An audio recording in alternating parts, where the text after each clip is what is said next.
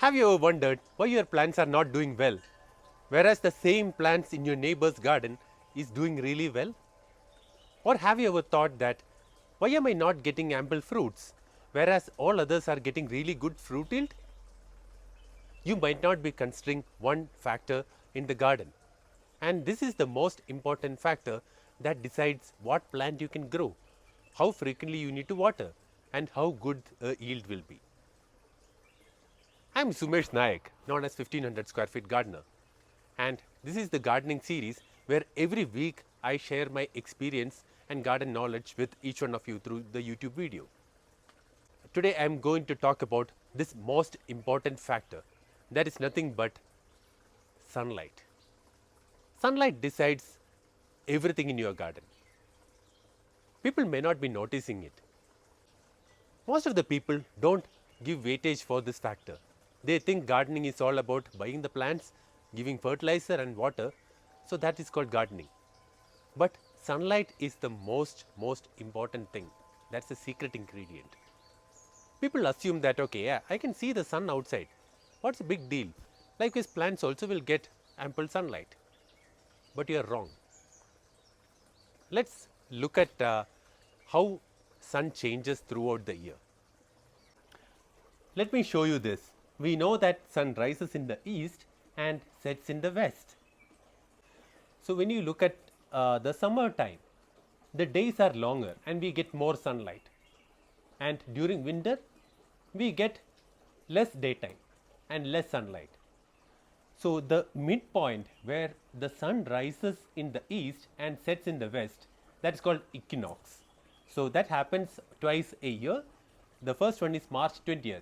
So on March 20th, the sun rises exactly on the east and sets exactly on the west, and the daytime and the night time will be exactly the same.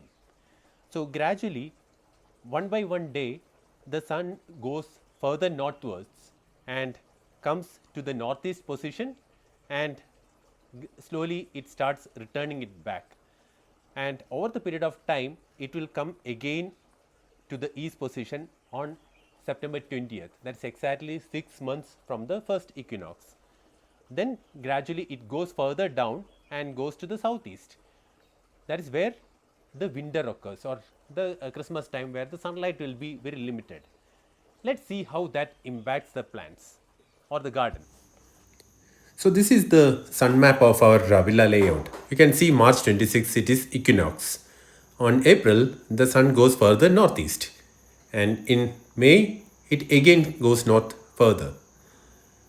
In June it goes to the farthest, and in July slowly it started coming down, and in August it came down again, and in September it is again 6 months of the second equinox.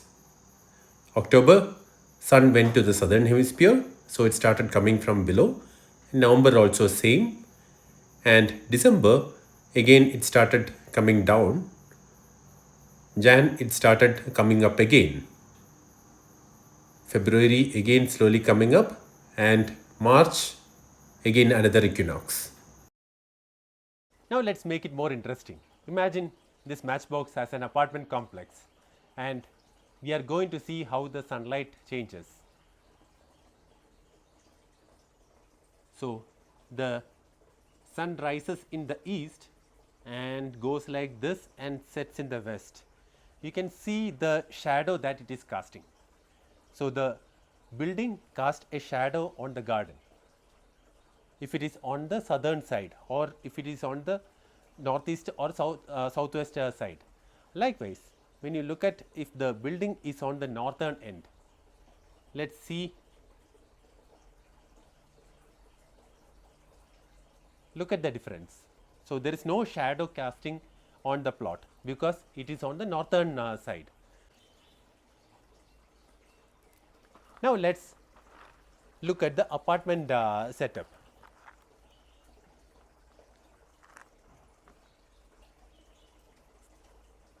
Imagine these three are different blocks of the same apartment. Let's do the same experiment.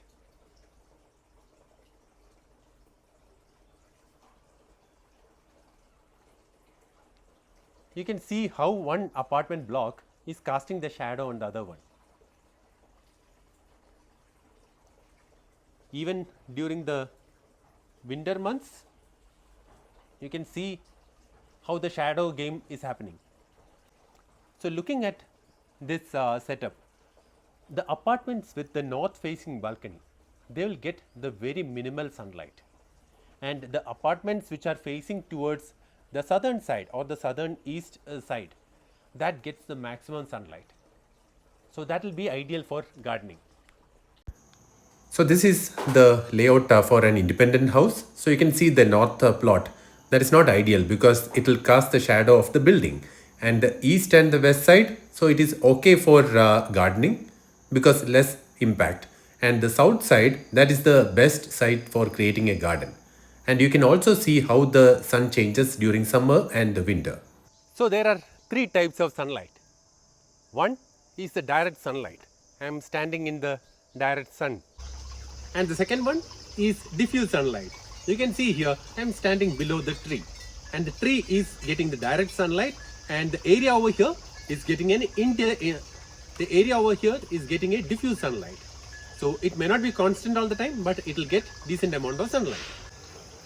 And the third one is indirect sunlight.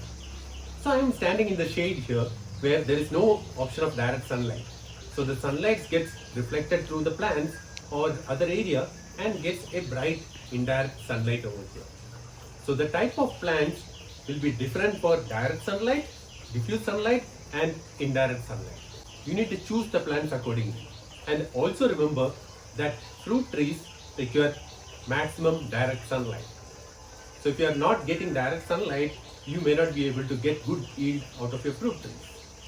Likewise, if your balcony is getting indirect sunlight like where I am standing, snake plants is the best option.